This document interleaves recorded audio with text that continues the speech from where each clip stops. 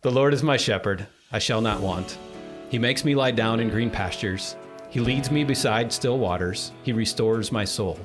He leads me in paths of righteousness for his name's sake. Even though I walk through the valley of the shadow of death, I will fear no evil, for you are with me. Your rod and your staff, they comfort me. You prepare a table before me in the presence of my enemies. You anoint my head with oil, my cup overflows. Surely goodness and mercy shall follow me all the days of my life, and I shall dwell in the house of the Lord forever. Working with the local church to take the hope of Christ to every student in the United States. This is First Priority. Now here are your hosts, Steve Chirico and Brad Skelling. Well, welcome back to the podcast, everybody. My name is Steve Chirico, and I'm glad you're here. Are we on the Cool Jazz podcast today? Or is that the Cool Jazz voice going on? Yes, we are. I just a little low. The subject will help you understand why we're just chilling today. Well, I am glad to see you, and I'm glad everybody's listening. And watching. And watching. And watching. Well, they're still listening, even if they're watching. Oh, thank you for that. Is that the Sheldon Cooper criticism coming out in me? Yes, thank you for that. Oh, goodness. So, the somber tone of your voice. It is. We just going to jump in today? We should. What are we going to talk about today? We should. So, Brad and I are both located in Nashville, Tennessee. We feel like we would be amiss if we didn't just have a conversation about something that hits home for us.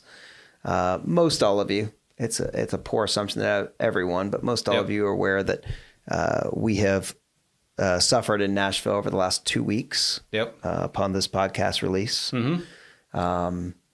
Nashville experienced a school shooting in a private Christian school that is about 15 minutes, no traffic, maybe 20 some odd minutes with traffic from our offices. Mm-hmm. Same distance from my home and a little bit farther from your home. Yes.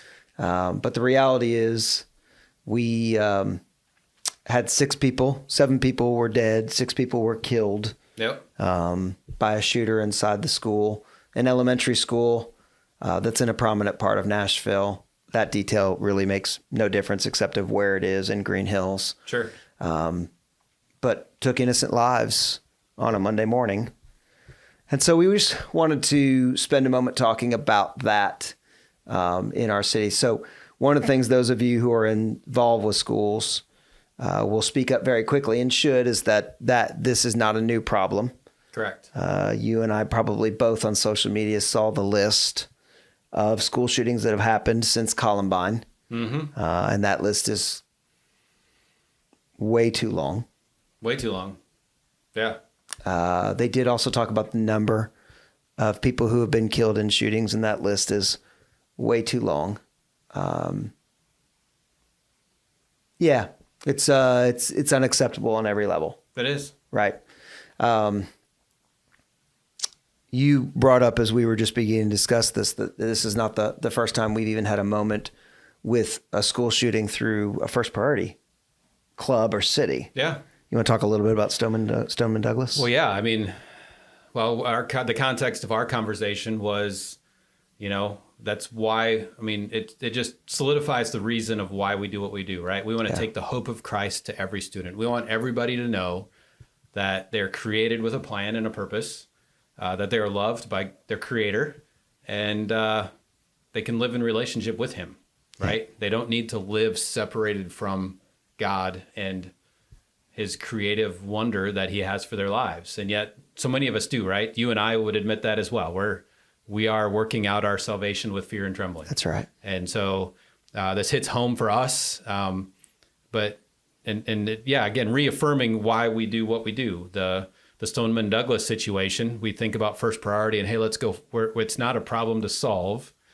You get into the gun conversation and they feel like that's the problem to solve, right? But we do First Priority not to solve the problem, because we acknowledge the fact that, there were campus coaches heading to the school for a First Priority club 45 minutes before the club, or before the shooting happened, or the shooting happened 45 minutes before the club. Correct. They were on their way and got stuck in the traffic. That's right. The club coaches for First Priority. For Stoneman Douglas, as that was happening down in South Florida. Yeah. So having a First Priority club on campus isn't the preventative I mean, it's you get into the word ideological, right? It's ideal that 23 million people are going to come to know Jesus and the world will be perfect. Yeah. What is our expectations? And I think, we're opening this up, not really laying out hey, why are we talking about this? A little bit, why are we talking about this? But saying up front, we don't have the answers to this question. We just have Scripture and a calling on our lives. Yeah, and one of the reasons why I think that we are discussing it, because it's both our hometown, is that we've begun to see Nashville. So those of you who live in a good-sized city, you probably struggle with this too. So this is not even a good-sized town, 150,000 people or less or more, right? Somewhere in there. That we go about our daily lives. We do our stuff pretty well. And then stuff hits the fan. Mm-hmm. And some communities do a really good job circling the wagons, bringing it together. And, Nashville's a city of 2 million people at this point, when you include the burbs. It's become a large city according to the maps across the U.S. And yet, in my 30th, I'll have been here 30 years, not long after this podcast airs. In my 30 years, one of the things that Nashville has done really well is circle the wagons and say, all the things that we differ on in this moment, we're going to put down. Yep. In this moment, we're just going to deal with this large city is really just a big town. Yeah. And I say it that way because so Brad, the shooting happens on a Monday morning. I catch some pop-ups on my phone that are saying that at 10 a.m. there are 50 police cars headed through Green Hills. So obviously there's something going on. So I open up the police scanner on the web, and there's 1 dead, 2 dead, 3 dead. I see the deads being announced on the scanner. Sure. Right. Not knowing where it is, just knowing it's in Green Hills. By 11 o'clock, it was obvious it was a school shooting. Yep. At 11:30, again, those of you who are in relationship with Brad and I know that my fun is that I spend a lot of time around baseball and girls softball. Yep. Right? That's my fun. 11:30, I opened up, because I'm a board member, I opened up the registration platform for both of those organizations and began to pull a Covenant School list. So I knew by 11:30 the 13 kids from our 1,000 family, baseball, softball family who were in that building. Not their siblings, but just the 13 kids who were registered as ball players. Yep. And so there's one-off connections right and left. It's coaches of kids. It's so I don't live anywhere near Green Hills. Yeah. I'm 25 minutes away. My family's in the south part of town, but all of a sudden I'm personally connected to these children. Yep. And their families. Yep. And by 3 o'clock inside of our baseball league, we knew that we had lost one of our players. He was one of those that was one of the children that were killed. Exactly. Yeah. Thank you. And Nashville woke up. Yeah. Now it's not beautiful and daisies at this point, because by Wednesday I was praying with state legislators who were basically being called every name in the book because of their stance on arms and God in schools and all that, right? So I was praying with weeping legislators, right? It's a hot mess, right? So it's not that it was perfect, but it did drive me back to a reminder of the why for our family. Why are we called here? Yep. Right? Why are we called here? Well, we're called specifically to help people understand how long eternity is. Yeah. And what a beautiful opportunity eternity can be. Yeah. Both here in the present with the Father, because you begin to listen to the stories of the families who understood eternity and heartbroken, miserable, will never be the same. Yeah. Fully devoted to God's plan. I mean, right? Yeah. Why do bad things happen to good people? Yep. So sin showed its head on somebody who was raised in religion. Yep. Walked away from religion. Sin showed its head, and the Gospels continue to move forward. And so, in the midst of that, as we're just talking, I'm just so moved personally. Correct. Well, obviously, by what we do in our city when it comes to helping the church unite. Because Again, I just said, smallest big city in America. Yep. They circled the wagons. Yep. 2 days later, not so much. Right? Lots of people do and are, and right, but the reality is we've got a call that we need to help understand what uniting looks like around the school campus. 24/7, 365. Correct. Well, and you remind me, going back in the day, we would talk about when we cast the vision for First Priority, what brought churches together. And back in the day, it was the Billy Graham Association, right? Yeah. The Catholics and the Methodists and the Pentecostals and everybody got together on the same stage because Billy Graham was coming to town. Yeah. Well, that obviously doesn't happen anymore. Yeah. But now they come together, and those were only 1 or 2 day events as well. Yeah. And now this was a crisis that brought people together again momentarily.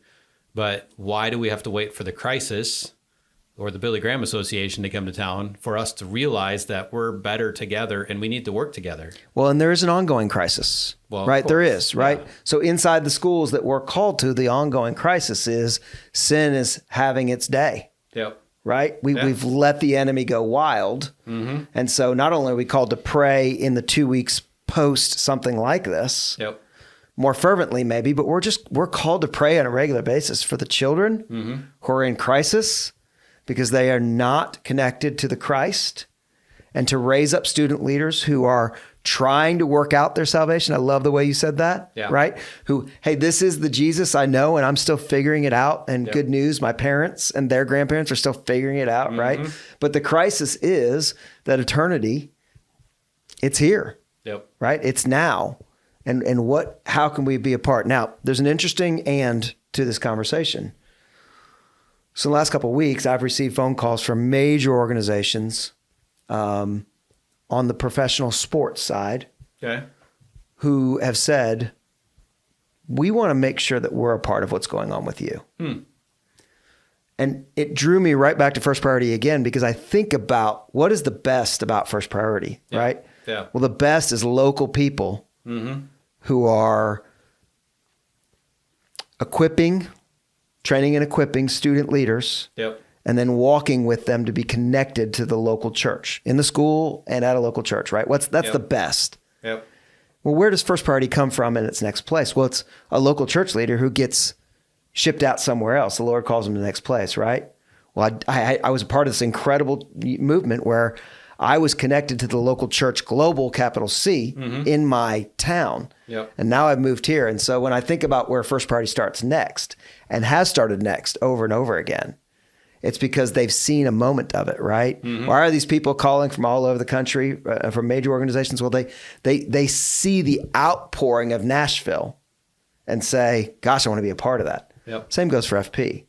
We often don't get to see what the Lord is doing on the other side of the door, but the fact that we are being faithful with our local, he often uses that to then go start it in other places. I mean, we can put names up right now of people who have walked through it and then started it in East St. Louis, right? And started it in other parts of the country, right? But it always comes out of what's happening in a local movement. It does. And and what you're saying leads me to say, so my neighbor went up to Green Hills the next day because their tax attorney or a tax accountant, they had to do their taxes, and is across the street from the school. And even though the event was over, the number of reporters and the number of news stations that were circling that place was, I think she used the word atrocious. What are they looking for? What are they hoping for? Obviously they're an organization, they're selling money, whatever. They sell bad news. That's what they're looking for. They're looking for click. They're looking for clicks and eyeballs. They're looking for eyeballs so they can make money. And they know that when that stuff happens, instant gratification kicks in for humanity, and that's where we look. What they don't hear about on the news ever, because all of those news places are sitting there on that corner hoping for the next thing to be the first, instead of following the people in the church through the reality of what is actually happening in real life. Now, not to say that wasn't what happened on Monday wasn't real life, but what God is doing, what God is stirring in all of that, the media doesn't happen. or doesn't show. Correct. Right. And one of the teachers goes to the Franklin campus of my church, who was killed. And so our church took Palm Sunday and had a reflection on this. They just we're church of the city. Yep. So when something happens in our city, we're not going to ignore it, even if it is one of the largest events in the church calendar for the year. Where this is who we are. It's our DNA, and we have a member who is no longer with us. Yeah. But what they talked about, they brought some counselors in, and the first thing they shared was about the Boston Marathon. Where were you in 2013? It's 10 years ago. And that happened on live TV. Yeah. And the people who watched it on live TV 10 years later show more PTSD signs than the people who were there in the event. And so for us who are clicking, who are watching the news, we didn't talk about this before, but I'm going there, are not seeing the movement of God behind the scenes in Nashville with the churches, you're one story of thousands that I've heard. People who are sharing the gospel and being in community together. Instead, a lot of people are trying to click and aren't aware that by watching it on TV, we are actually causing trauma to ourselves. By watching the Boston Marathon play out in 2013, we are carrying trauma with us. And as we continue to click and continue to feed that on our phones and on our screens, we are causing ourselves to not be in a place where we can serve and reflect and be healthy enough ourselves to minister to people. And that was the first challenge our church said is, they released body cam footage. And I didn't do it because I've clicked on those before and I felt horrible after watching things like that before. And so I don't, because I don't want that trauma. Not that I don't care. Some people will say, well, you just don't care. You need to be involved. I don't need to drink poison to know that it's bad for me. Correct. I just don't. Correct. And so instead of clicking on all of that, how can we, and that's where I'm heading with what I want to talk about in this deal, because it's not just because it happened in Nashville, but it's because bad things happen to good people, to everybody every day, right? It's something my wife and I are talking about at our home. We're dealing with things in our home. Well, we're not alone. Yeah. It's just happening to us. Yep. Right? And so how can we be healthy human beings in the midst of tragedy, right? And minister and be light, a reflection rather than the one that's traumatized. Well, the one common theme, because I've had a lot of conversations with press because of the baseball and William being a part, and trying to protect William's family from the press. And I've had a lot of conversations with the organizations, again, just because that's my fun. The one common theme that I've had to say to them is, you need to understand that I'm going to come from this from a pastor's point of view. And the pastor is going to say, all of you run to their aid right now. Be close. Yep. But in 3 weeks when it's quiet, you better call again. Yeah. And in 6 weeks when it's quieter, you better call again. Yeah. And so the major organization is called. I've said to them, hey, would you do me a favor? Would you just call me back in 90 days? I'm not going to call you. I'm not going to chase you. But if you'll call me back in 90 days, I guarantee there's something that family's going to need at that point, because it's going to be silent. Yeah. Now, first party leaders, again, that's what drives me to what we do, because you are a consistent, dripping force of the gospel of Jesus Christ every day. You are Mark Roberts. You wake up every day dreaming about how do I equip more student leaders to share the gospel with more students? You are Mark Roberts. Yep. Right? And that is the beauty of who we are. Does it fix it? No, it doesn't fix it. But we're not going to see that on this side of eternity. Yeah. Right? We can get deep into the other side of eternity with that, right? We're not going to today. But the reality is, what it does is it brings hope to some. And what you desire to do for many, do for one. That's right. Do for one. Can't do it for everybody. Do it for one. And so that's what drives me to it, is just the reality that, you know, my great hope obviously is that nobody ever experiences this again. No human being should ever have to experience losing their child early, correct, whatever the tragedy is, right? Yep. But the reality is whatever I'm desiring to do for many, I'm going to do it for one. So what's my next school? Yeah. What's my next youth pastor who needs a friend and needs a group of youth pastors connect? All the things that are bread and butter, first priority, right? It just drives me towards it. I agree. Should I read the scripture? You know, you talked about landing this way, and I agree with you, right? The reality is there are not enough answers. We just needed a language out that it was in our town and that we acknowledge it, right? But I think what you've brought up is a beautiful way for us to close today as we just finalize the podcast.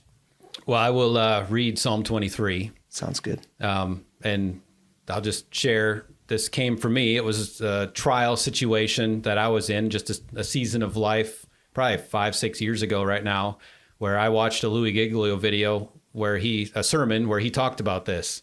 And specifically talking about preparing a table before me in the presence of my enemies. So everybody knows Psalm 23, but I'm gonna read it anyway. The Lord is my shepherd, I shall not want. He makes me lie down in green pastures. He leads me beside still waters. He restores my soul. He leads me in paths of righteousness for his name's sake. Even though I walk through the valley of the shadow of death, I will fear no evil, for you are with me. Your rod and your staff, they comfort me. You prepare a table before me in the presence of my enemies. You anoint my head with oil. My cup overflows. Surely goodness and mercy shall follow me all the days of my life, and I shall dwell in the house of the Lord forever.